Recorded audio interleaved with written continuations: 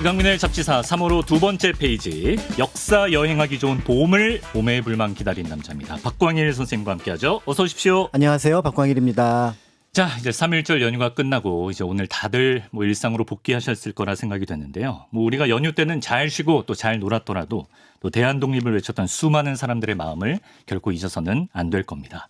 자, 그런 의미에서 오늘 박광일 선생님께서 독립운동가 한 분을 소개해 주신다고요. 네, 이제 조금 이렇게 어디로 야외로 이렇게 여행을 떠나도 될 것 같은데 갑자기 독립운동가 얘기를 해서 약간 주춤하실 것 같기는 한데요.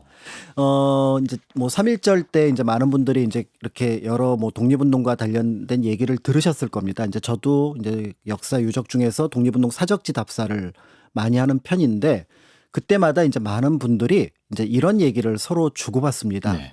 나라면 저 힘든 독립운동을 할 수 있었을까? 아, 저 그 생각 많이 해봐요. 라고 진짜. 서로 자문을 하게 되고요. 네. 그래서 저도 이제 가끔 물어보죠. 여러분들은 혹시 독립운동가가 됐을 것 같아요? 아니면 친일파가 됐을 것 같아요? 그러면은 웅성웅성 하죠. 네. 사실은 이제 어느 쪽도 답하기가 사실 쉽지 그렇습니다. 않아요. 네. 그러니까 저도 물어보는 저 자체도 사실은 만약에 그 자리에 섰으면 어떻게 됐을까? 이제 그런 고민을 하게 되는데 물론 이제 영웅적인 독립운동가들의 삶 또 그들의 어떤 굳건한 의지 이런 것들을 보면서 굉장히 감동을 많이 받기는 합니다만 그럼에도 독립운동에 나선다는 것이 어떤 면에서는 당시 사람들에게 당연한 일일 수도 있겠다라는 것들을 보여주는 인물이 있습니다. 바로 이제 보통 사람으로서의 모습을 잘 살았을 것 같지만 한편으로는 우리 역사에서 잊을 수 없는 어떻게 보면은 굉장한 이름으로 남아있는 독립운동가가 있는데요. 예. 바로 이봉창 의사입니다. 아, 이봉창 의사를 만나보는군요. 네. 그래서 이제 이봉창 의사를 살펴보게 되면은 뭐 너무나 잘 알려진 것처럼 이제 사쿠라다몬이라는 도쿄에서 폭탄을 던진 이제 의사로서도 많이 알려져 있으나 네. 사실은 이제 그 뒤에 이제 윤봉길 의사와 연결돼서 조금은 이게 좀 가볍게 다뤄지는 부분도 있습니다. 네. 그렇지만 이봉창 의사의 어떤 의거를 따라가다 보면은 그 의거의 중요함과는 또 별개로 어떻게 보통 사람이 독립운동가가 되어 가는지를 볼 수 있지 않을까라는 생각을 하게 되는 그런 분입니다. 보통 사람이 키워드구나 오늘. 예. 그렇습니다. 네. 독립운동가 이야기를 들으면 되게 크고 위대한 사람으로만 생각이 되고 막 슈퍼히어로처럼 우리 입장에서 느껴지기도 하는데 사실 그분들도 당연히 한 명의 평범한 사람이었고 평범한 사람이 그런 민족적 영웅이 되기까지의 어떤 그 마음의 변화랄까요? 그런 것들을 오늘 따라가 볼 수 있을 것 같습니다. 자, 그럼 일단 삶을 알아봐야 되니까 독립운동 하기 전 이봉창 의사의 일생을 좀 소개해 주시죠. 네. 일제강점기에 보통의 소년, 청년이 살았을 삶을 살았다고 보시면 될 것 같은데요. 용산에서 태어나서 이제 효창동 일대에서 자랐습니다. 네. 이제 그 천도교에서 운영하던 이제 문창학교를 다니기도 했는데 사실은 이제 경제 사정이 좋지 않아서 학교도 중간에 그만두기도 했었습니다. 이렇게 이제 경제 사정이 어려웠던 이유 가운데 하나는 이제 이봉창 의사 집안이 원래 수원 일대 좀 땅이 있었나 봐요. 그런데 1904년 한일 의정사하면서 그 일본 사람들이 여기를 철도 부지로 강제로 어떻게 보면은 그 편입을 시킵니다. 네. 그러면서 보상금을 제대로 받지 못했고 그거를 제대로 받기 위해서 사람을 썼는데 또 사기를 당합니다. 아. 그러니까 이제 그런 일들이 보통의 한국 사람들에게 늘상 일어났던 일이었고 네. 그러다 보니까 이제 이봉창 의사의 집이 조금 삶이 어려웠다 이렇게 이제 볼 수가 있을 것 같고요. 그러면 이제 당연하게 어린 나이지만 일을 해야 되는. 생업 전선에 뛰어들어야 돼서 이봉창 의사 같은 경우는 14살부터 취업 전선에 이제 뛰어들었다고 합니다. 그래요. 예. 근데 성격이 굉장히 쾌활하고 활달했다 그래요.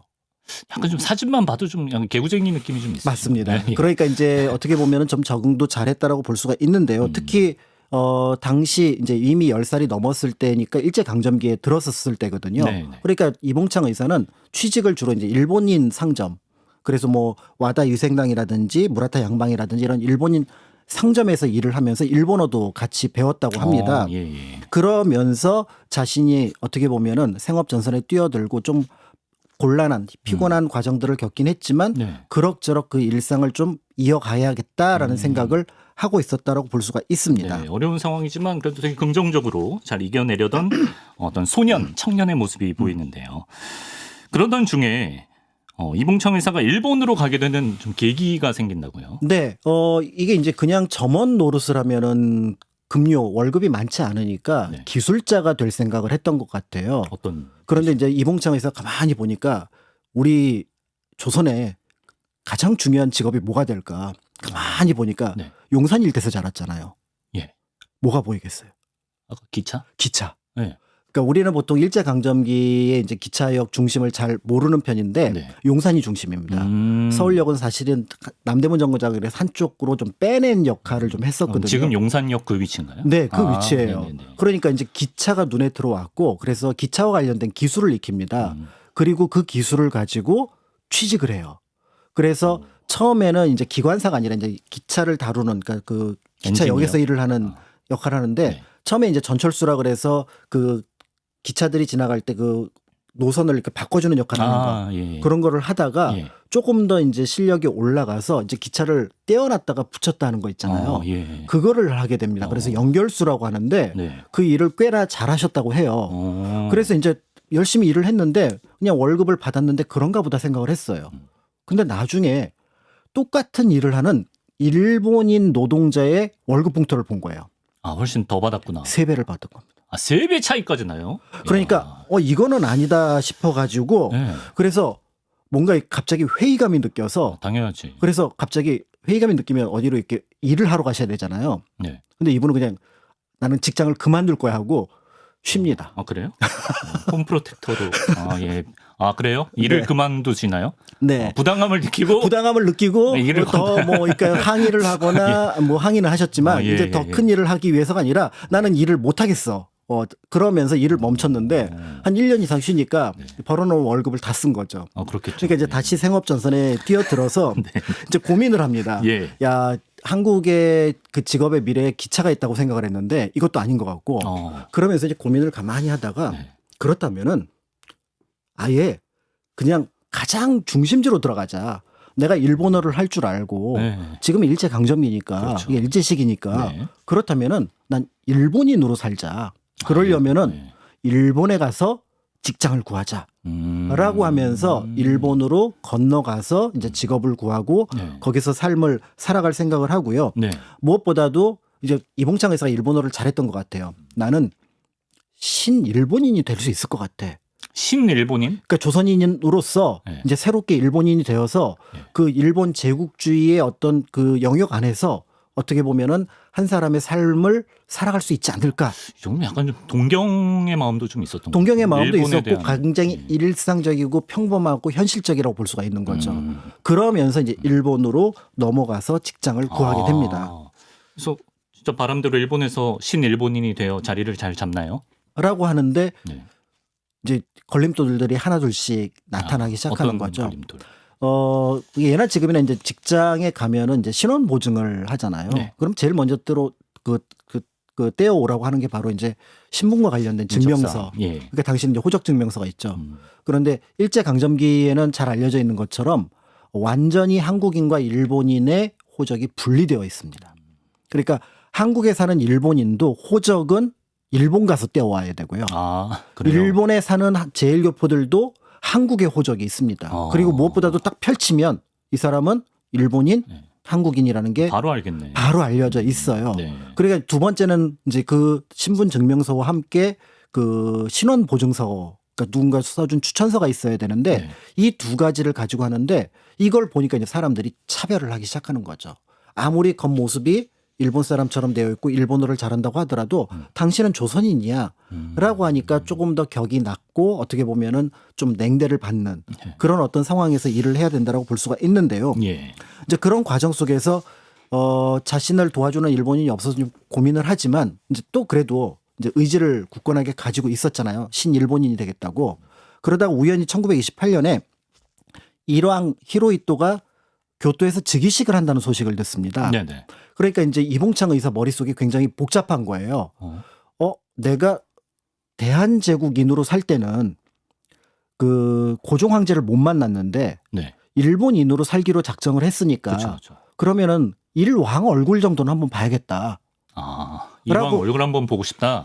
예. 일본인으로 살 거니까. 네. 예. 그래서 이제 사람들한테 이제 몇 명하고 친구들하고 하고 돈도 모아갖고 네. 이제 오사카 일대에서 이제 활동을 하고 있었는데 교토까지 갑니다. 어. 그래서 이제 교토로 가서 이제 거기 뭔가 이제 그 행사장으로 이제 들어가려고 하는데 뭐 짐작하시겠지만 뭐 행사장 같은 경우는 그냥 경찰들이 일상적인 검문을 하잖아요. 그렇죠. 그냥 일상적인 검문을 하면 이제 몸수색하고 뭐 이런 과정 속에서 이봉창 의사가 이렇게 검문을 받아요. 네. 그런데 주머니 안에서 어? 쪽지 하나가 나옵니다. 쪽지. 네. 네. 그 쪽지가 그냥 별거 아니에요. 그냥 한글하고 뭐 이렇게 그 한문으로 적혀 있는 건데 네. 그 친구가 이제 이봉창 의사한테 보냈던 뭐 그러니까 일종의 뭐 격려 편지 같은 거였습니다. 격려 편지. 네. 그래서 그 내용을 보면은 네. 착실하게 일해서 빨리 출세해라. 진짜 뭐 아무것도 뭐 아니죠. 해석의 여지가 없는데. 네, 해석의 그냥- 여지가 없는데 예, 예, 문제는 예. 그게 한글이라는 거예요. 한글로 쓰여져 있다는 게 문제가 돼요? 그렇죠. 왜냐하면 이 어. 사람은 조선인이니까. 어. 검문에서 사실은 신원증명까지는 안 하잖아요. 아, 그렇죠. 그러니까 이 사람은 일단은 요주 인물이다. 예. 해갖고 그냥 감옥에 가둬버립니다. 아. 그러니까 일왕 즉위식을 보지는 못하는 거예요. 예. 그럼 이제 이봉창 의사가 일본어를 잘하는 편이니까 난 그냥 구경하러 왔고 그치. 이 편지 내용 아무것도 아니다라는 걸 계속 소명을 했는데도 일본 경찰이 들은 척도 안 합니다. 아. 그러고 나서 이제 즉위식이 끝나고 나서 몇몇 행사들 이제 관련된 사람들이 잡혀왔을 거 아니에요. 네. 그럼 이제 일본 사람들 중에서도 문제 있는 사람들이 있으니까 아, 예, 예. 그 사람들을 쭉 처리하고 이봉창 의사는 10하루 만에 그때 겨우 불러다가 조사를 합니다. 열흘 넘게 그냥 구금돼 있었던 예, 거예요? 구치소에 있었던 거예요. 아, 진짜. 그리고 나서 10하루 만에 예. 조사하고 나서 아무 일 없네? 그리고 아, 풀어줘. 그 별것도 아니고 빨리 해주지. 잡은 것도 억울한데 그쵸. 처리도 안 해주고. 그러니까 아. 결국은 이봉창 의사는 내가 지금 일본인으로 계속 살고자 노력을 하는데 일단은 신원 보증하는데 어려움을 겪었죠. 예. 그다음에 검문에서 한글 편지 하나 나왔다는 이유만으로 다른 사람들보다 불이익을 당하게 되니까 이제 고민을 아. 하게 되는 그런 과정을 겪게 됐던 거죠. 모욕적인 차별을 경험하게 되는군요. 뭐 이런 일이 있으면 좀 일본에 온 거 괜히 왔다 좀 후회했을 것 같기도 하고 아니면 좀 약간 성격이 좀 긍정적이시니까 좀 악바리 근성으로 더 열심히 한번 해보자 했을 것 같기도 하고 좀 어땠습니까? 후자였어요. 아 열심히 해보자. 예, 이봉창 의사가 성격이 굉장히 강했던 그러니까 좀 끈기가 있었던 분이었던 거예요. 예. 그래 내가 이 정도 고난은 예측했어. 라고 생각을 하셨을 수도 있을 것 같습니다. 예, 예. 그래서 이제 다시 마음을 잡고 이제 조금 더 어떻게 보면은 이제 활동을 하겠다는 생각으로 이제 오사카에 이제 그 다시 이제 점원으로 활동을 하게 되는데 네. 이 시기에 이름도 이제 바꿉니다. 그래서 이봉창이라는 이름보다는 기노시타 쇼조라고 하는 일본 이름으로 쓰게 되고 누가 보더라도 일본인처럼 생활을 하는 거죠. 그래서 이제 쯔루아시에 있는 비누점에서 이제 일을 하게 되는데 네. 어떤 날 조금 꺼림칙한 일을 하나 겪게 됩니다. 아, 또 무슨 일이야? 그러니까 상점 안에서 뭐가 물건이 하나 없어졌어요. 아, 그런데 이 상점 안에 있는 몇몇 사람들을 주인이 의심을 할 거 아니에요. 예, 예. 그런데 그 중에 제일교포가 있었습니다. 조선인이 있었던 거죠. 네. 근데 그 사람을 의심을 하는 거예요. 손님? 손님을. 예, 예. 그러니까 그 조선인 손님은 나는 아무 죄가 없다라는 걸 여러 부분으로 밝혔고 네. 그 이봉창 의사가 거기 점원이었으니까 알잖아요. 그렇죠, 그렇죠. 그런데 이제 이봉창 의사는 마음을 그렇게 먹습니다. 나는 일본인이 되기로 했고 저 사람은 지금 조선인이고 그렇죠. 예. 나는 관계가 없어. 예. 관여하지 않을 거야. 네네네. 라고 하면서 결국은 봉변을 그 조선인 그 손님이 이제 당하는 사이에 네. 나중에 이제 죄는 풀려납니다. 예. 죄는 없는 걸로 이제 밝혀지지만 그런데 그러고 나서 이제 집에 왔는데 아, 외면했구나. 예. 너무 답답하더래요. 마음이. 난 일본인으로 살기로 지금 마음이 벌써 몇 년이 지났는데 그렇지. 그런데도 내 앞에서 조선인이란 이유만으로 봉변을 당하는 걸 보니까 너무 마음이 아파서 그래서 이거는 아니다라고 생각을 하고 예. 그게 아마 이제 계기가 됐던 것 같아요. 그래서 어. 나의 삶을 또 다른 방식으로 찾아보자라고 하면서 예. 수소문을 해서 그 배를 타게 되고 그 배가 향하던 목적지는 상해로 상하이로. 떠나게 됩니다. 아, 그 일이 좀 결정적인 트리거가 됐을 수가 있겠네요. 네. 진짜. 예. 아, 그러니까 좀 잘해보려고 했던 인물인데 매번 그 겪는 좌절감이 켜켜이 쌓여가지고 또 이런 결정을 하게 된다는 게 또 일면 또 다른 면으로 또 안타까운 마음이 듭니다. 이봉창에서 상해로 가서 이제 어떤 일을 하나요? 네, 이봉창 의사 이제 상해로 갔을 때는 마음을 먹은 것 같습니다. 아, 독립운동. 그래서 바로 직접 찾아간 곳이 어디냐면 대한민국 임시정부를 아, 수소문을 해서 청사를 찾아가게 되고요. 예. 명목은 그렇습니다. 대한민국 임시정부가 상해에 있는 교민들을 다 알고 있으니까 저 취직 자리 하나 만들어 주십시오. 라고 얘기를 하는 거죠. 네. 그러니까 이제 대한민국 임시정부는 단 한 명의 조선인, 한인이라도 귀하게 생각을 하고 있으니까 네. 이제 이봉창 의사를 도와주려고 하는데요. 네. 그런데 주변 사람들이 이제 김구 선생이 이제 회의하다가 나와서 이봉창 의사를 만났대요. 네. 그래서 누가 이렇게 도와달라고 하니까 도와주세요 이랬는데 주변 사람들이 난리를 치는 거예요. 왜 난리치죠? 저 사람 조선인 맞습니까? 한국말을 잘 못하는 거예요. 한국 말 자체도 네, 한국말을 되게 못하고 어눌하고 일본말은 너무나 쉽게 하고 유창하고. 그다음에 네. 옷도 평소에 이렇게 무작정 숙소를 딱 방문을 하면은 네. 그 일본인들 입는 하오리라고 하는 옷을 입고 예. 게다를 신고 있는 거예요. 남학생 같은 거요. 네. 아 진짜? 그러니까 이동영 선생 같이 이제 김구 선생 옆에서 항상 조언을 해줬던 분이 저 사람 조심하라고. 약간 좀 이봉창 의사도 약간 눈치도 좀 없으신 것 같은데. 눈치도 없으신데. 약간 평소에 그렇더라도 임시정부 정도 가면은 남학생 정도는 벗었지 않나요? 네. 예. 이제 그래서 이제 이봉창 의사는 되게 쾌활하셨던 분이어서 결국 예. 이제 막 저기 그 당당하니까 네, 도와달라고 얘기를 했더니 예. 이제 임시정부에서 어쩔 수 없이 여긴 중국하고 영어 필요하니까 그거 배우시고 하라고. 그리고 마침 이제 기차역에서도 일을 했고 하니까 철공소에 이제 취직을 했던 것 같습니다. 네네. 그렇지만 그럼에도 불구하고 당시 이제 임시정부에서 가장 두려워했던 존재가 밀정들이잖아요.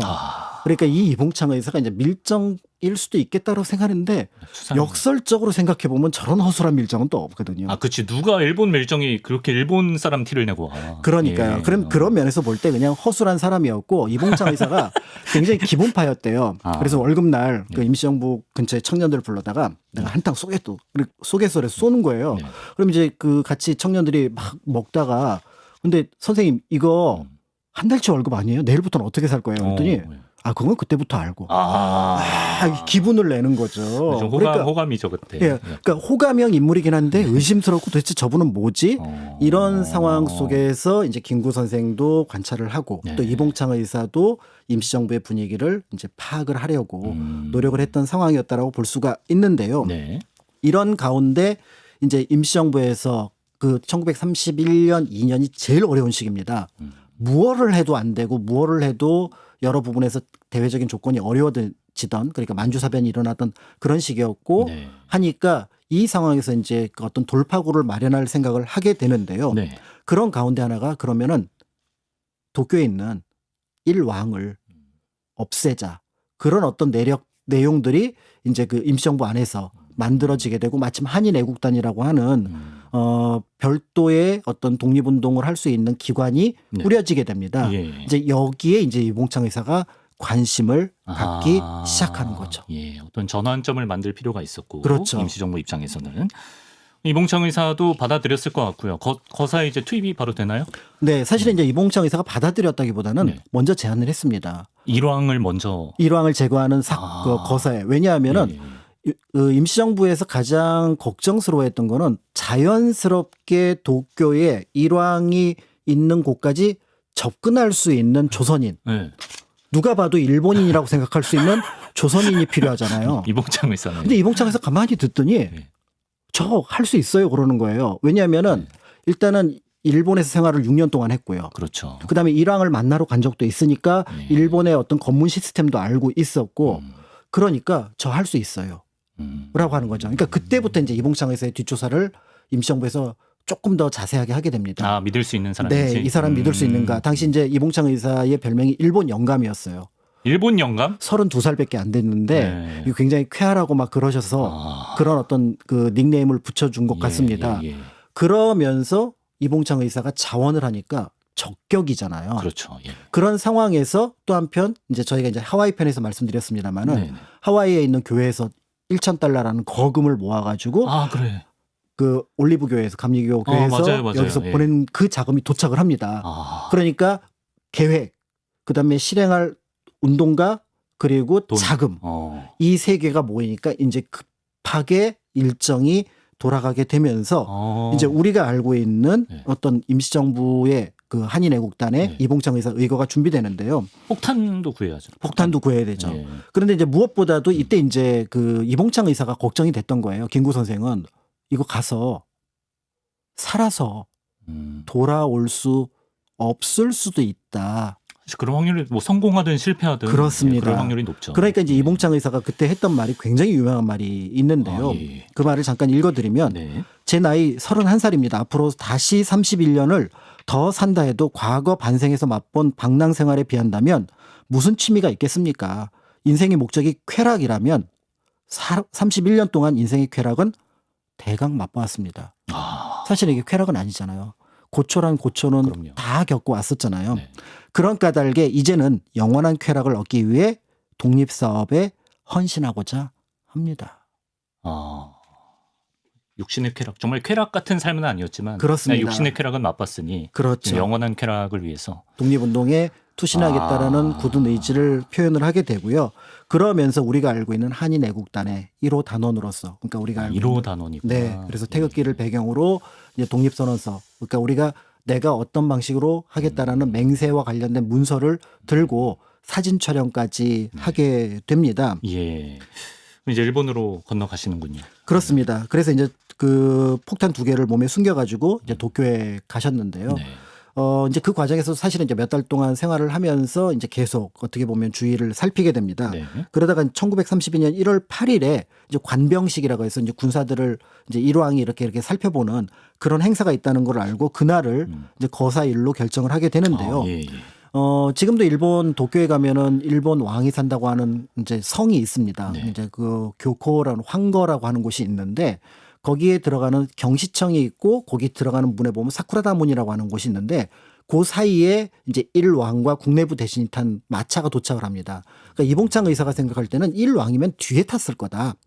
보통 예, 그렇죠. 라고 생각을 하고 예. 뒤에 마차에다가 폭탄을 던지는데 그때는 일왕이 앞에 타고 국내부 대신은 뒤에 탔었고요. 예. 폭탄의 성능도 별로 좋지 않아서 터지긴 터졌으나 그러니까 찰과상을 입히는 정도로 그래서 성공하지는 못했다고 알려져 있습니다. 그렇지만 이 사건은 일본에서 너무나 충격적으로 그래서 일본에서는 도쿄 작안, 동경 작안이라는 표현을 하게 되고요. 작안이 무슨 뜻이에요? 작안이라는 게 뭔가 큰 사건을 만들었다, 일어났다라는 뜻입니다. 예, 예, 예. 그리고 거기에 비해서 이제 우리 같은 경우는 이봉창 의사의 도쿄 의거 또는 그 앞에 이제 사쿠라 다몬이 있었기 때문에 네. 사쿠라 다몬 의거 이렇게 표현을 하는 이봉창 의사의 의거입니다. 그리고 임시정부 한인애국단 독립운동가들에게도 좀 영향을 줬을 것 같은데요. 그렇습니다. 그 활동이. 일본으로는 어마어마한 충격을 받았죠. 한국의 독립운동가가 일본 왕을 직접 노린 거는 사상 처음입니다.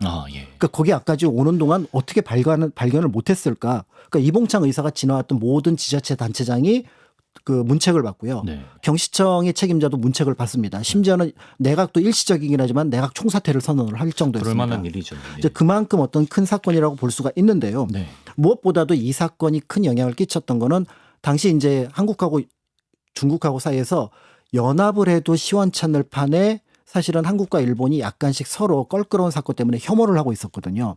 한국과 일본이 한국과 중국이. 한국과 중국이 예, 서로 예. 연합을 해도 시원찮을 판에 약간 혐오를 하고 있었거든요. 예, 예, 예. 그러니까 그 상황을 이 이봉창 의사가 일거에 타개를 하게 되는 거죠. 그러면서 이제 그 중국에 있었던 신문들이 뭐라고 기사를 싣냐면 네. 불행부중, 불행히도 적중하지 못했다. 못했다. 그러니까 이 낱말에서 어떤 표현이 있는지 어떤 느낌을 갖는 짐작을 할 수 같은 있는. 편 느낌. 이제 우리는 일제에 맞서서 침략에 같이 싸워야 된다라는 생각을 하게 되면서 결국은 이후에 있게 되는 윤봉길 의사 의거에는 전격적인 중국 쪽의 지원 속에서 네, 이제 네. 성공을 할 수 있게 만들었다고 볼 수가 있습니다. 예, 비록 일왕 사살에는 실패했지만 이런 중요한 의미를 가진 의거였습니다. 그럼 그 체포된 이봉창 의사는 어떻게 되나요? 네, 안타깝게도 이제 김구 선생이 예측했던 것처럼 또 이봉창 의사가 각오했던 것처럼 진행이 되는데요. 네. 9번에 걸쳐서 이제 신문 취조를 받게 됩니다. 그 과정에서도 당당하게 받게 되고 1932년 이제 사형이 선고돼서 도쿄에 보면 이치가야 형무소라는 곳이 있는데 네. 거기에서 10월 10일 사형이 집행이 되고요. 그 유해는 사이타마 우라와 형무소 묘지에 매장이 되게 됩니다. 네. 김구 선생은 광복이 되자마자 어떻게 보면 자신이 죽음의 길로 보냈던 독립운동가들을 잊을 수가 없었잖아요. 그럼요. 이봉창, 윤봉길, 그다음에 또 다른 분 백정기. 네. 그러니까 이 세 분의 유해를 박열 선생을 통해서 모셔오도록 요청을 드렸고요. 사무의사라고 하는. 그렇습니다. 예, 예. 그렇게 하면서 어떻게 보면은 이봉창 의사가 어린 시절을 보냈던 그 효창 공원, 아 그러네요. 예, 네. 진짜 용산 출신이시니까. 용산이고 아, 예. 효창공원에서 주로 생활을 하셨으니까 거기에 이제 사무의사 무덤에 모셔지게 되면서 이제 많은 사람들이 이제 환영을 그때 이제 귀국할 때 유해가 귀국할 때 이제 환영을 하게 되는데요. 네. 그런 면에서 이제 우리 역사에 잊을 수 없는 위대한 독립운동가로서 인식을 남기게 됩니다. 그렇습니다. 예. 자, 마칠 시간인데요. 확실히 좀 이봉창 의사는 그 살아오신 삶을 들어보면 왠지 좀 주변에 있을 법한 약간 친구의 모습도 좀 떠오르는 것 같고. 그렇습니다. 좀 쾌활한 성격에 약간 좀 뭐 취업도 어렵고 하지만 열심히 좀 이겨내려고 하는 그런 모습이 좀 느껴지는. 네. 그래서 왜 보통 사람이라고 하셨는지 알 것 같아요. 네, 그래서 아마 당시에 이제 일본 같은 경우는 이제 조선을 식민지로 만들면서 그러니까 조선과 일본은 뭐 하나다 이런 어떤 구호를 내세웠습니다. 네. 그러나 실제 식민지 정책과 침략 정책 속에서 단 한 번도 조선인을 일본인과 동일하게 대우한 적이 한 번도 없었고요. 예. 그러니까 그런 거짓 선전을 믿었던 게 이봉창 의사였고 실제로 그거를 현실에서 겪어보니까 전혀 그렇지 않다라는 거를 깨닫게 되었다라고 볼 수가 있습니다. 그러면서 삶이 이렇게 차별받고 또 때에 따라서 내 의지와 노력이 어떻게 보면은 번번이 무너질 때 나의 삶은 어떤 방식으로 해결해야 될지를 고민하면서 이제 독립운동에 나서게 되었다고 볼 수 있을 것 같은데요. 이봉창 의사는 여러 자료를 보면은 잘 웃으셨던 것 같아요. 근데 그 웃음 속에 한 걸음만 돌아서면 아마 사람들을 만났을 때 웃고 나서 그 돌아섰을 때는 굉장히 좀 슬픈 네. 얼굴을 하시지는 않았을까. 그런 것들을 교차할 독립운동가를 생각해 보면은 그러니까 뭐 위대한 독립운동가이기도 하지만 지금 얘기하셨던 것처럼 친근하면서도 네. 또 애틋하고 네. 또 그러면서도 늘 같이 옆에 이렇게 있었으면 좋겠다라고 하는 그런 분으로서의 모습이 바로 이봉창 의사가 아닐까 네. 이런 생각이 듭니다. 그렇습니다. 우리가 꼭 기억해야 할 독립운동가 이봉창 의사의 삶을 알아봤습니다.